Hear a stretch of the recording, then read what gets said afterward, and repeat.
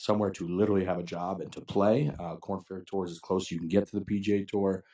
Losing that status stinks, and then you're not close to the PGA Tour. So that's going to be an enormous part of what we highlight on the broadcast, is that it's not just millionaires playing for a difference of $100,000 or $1 million or whatever.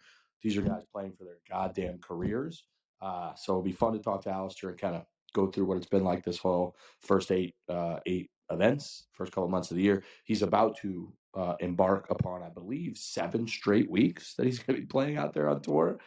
He's renting a car, I think, and driving. I think he's going to Nashville maybe, and then just driving around the country for like 7 or 8 weeks. So anyways, it'll be fun to talk to him. And I'm pretty impressed, pretty happy, pretty flattered by the response, I think, so far to the Korn Ferry Tour information. A lot of times we get quite a bit of pushback, quite a bit of negativity, as you will call it, on that.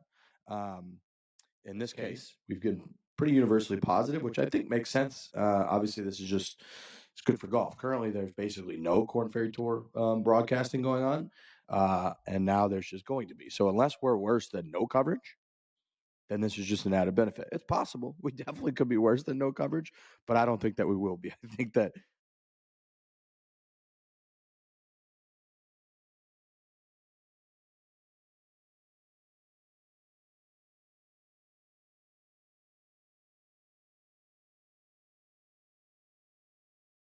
we do a podcast pretty much in our sleep. We try to put a lot of effort into it, but if we had to, we could do one in our sleep, and I still think it'd be pretty goddamn entertaining. We could do a YouTube video in our sleep. We do them all the time.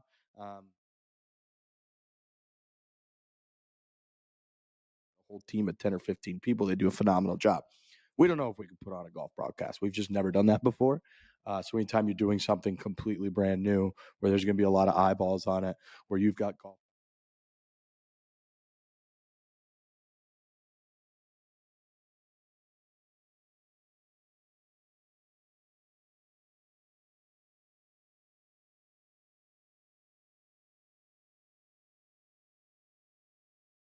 there delivering all kinds of insight. He's going to be out there. He wants to play 36 holes, I believe, the week of the event. That's one of his demands. He wants to play 36 holes at the course so that he knows the course inside and out. Great. That's what we want. And then we're going to have Frankie and Trent, who are going to bring something completely different than Kirk Minahan. We're going to have Dan Rappaport. We're working on a very, very beloved golf personality to be in the tower with us as well, Jake Marsh. So it's going to be fantastic, but obviously we're a little bit nervous about it. So we've got Alistair on the show, talk Korn Ferry Tour. We're going to hype that shit up for the next couple of months because obviously we're pretty excited to put on our first ever golf broadcast. Couple things to get to real quick. Got to talk about Chevy.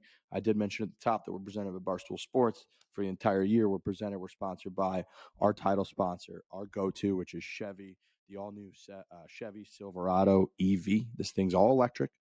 It's a Silverado. So you've known the Silverado. You've seen that bow tie coming around the mountain, coming around, grinding through the rocks. It's a badass machine. You can do anything with it. It's got the infotainment center. So if you want to feel like, again, you're in kind of a futuristic, smooth vehicle with all the technology, all the gadgets of today, it's got that. And then it's also got this massive, impressive truck bed. It's got the gate. It's got over 400 miles on a single charge if you put that puppy in WOW mode. So it's an incredibly impressive machine. It's what the future of machinery, humanity, technology, cars, and a great car company like Chevy should be. So go to Chevy.com, check out the Silverado EV, the different customizations you can do. You can play with the colors. You can play with all kinds of, like I said, different gadgets that you want on there. I believe it's 17-inch diagonal infotainment center screen. So Chevy.com, go check out their EVs. And they've got the Bolt EV, Bolt EUV you can order now. You can go play and pre-order and get excited about the Blazer, about a bunch of the other models that you've come to know from Chevy. So Chevy.com, go check them out. Couple little tidbits. We obviously do a lot with Myrtle Beach. The the limited content that we've seen so far from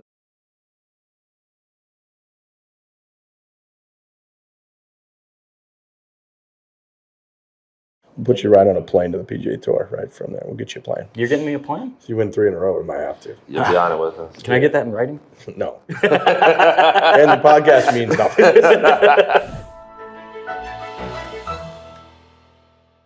Foreplay by Barstool Sports. We got a big show today. We've got Wyndham Clark, who's obviously the most recent winner on the PGA Tour. I love when we get these guys on right afterwards. It's so fresh, and he's very fresh. He talks very openly about celebrating, which is fantastic. A lot of guys maybe hide that, don't talk about it as much.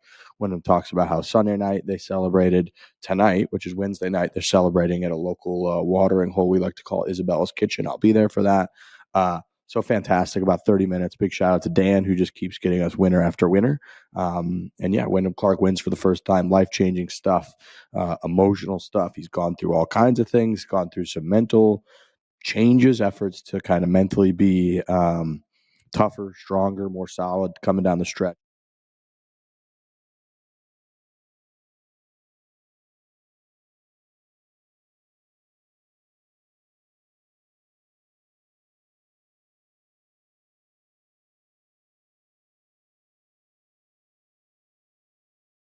Barstool Golf athlete playing on the Corn Ferry Tour. We had him on right after Q School finals last year, if you remember. Incredible tale that he told about coming down the stretch at Q School, playing for his livelihood.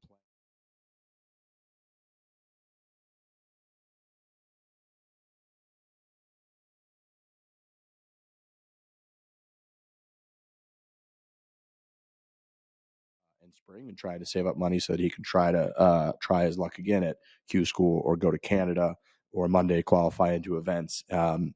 Told that whole story